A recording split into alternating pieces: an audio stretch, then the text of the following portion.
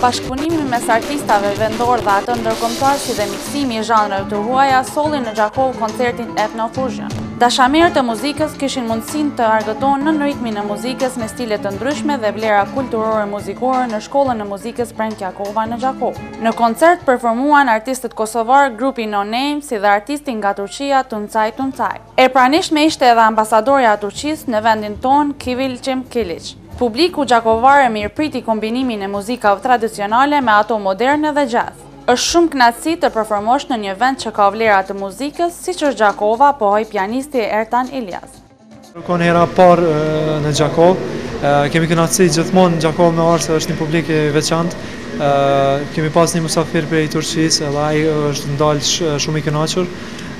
Kështu që shpresojmë herën tjetër prapë Gjakov me publikun Gjakovës.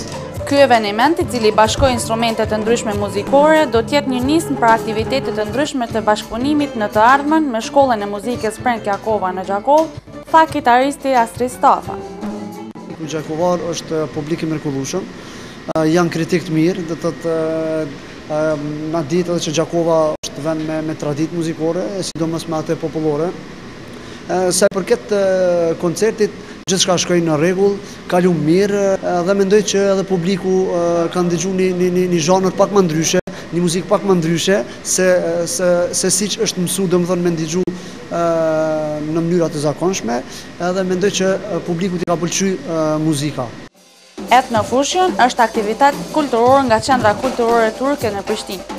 Yunus Emre e institusu që këtë herë zgjodhi qytetin e Gjakovës që të mbajë këtë koncert me vlerë të veçantë muzikore dhe shpresojmë që do të ketë më shumë manifestime të tilla, shtoi Stafaj.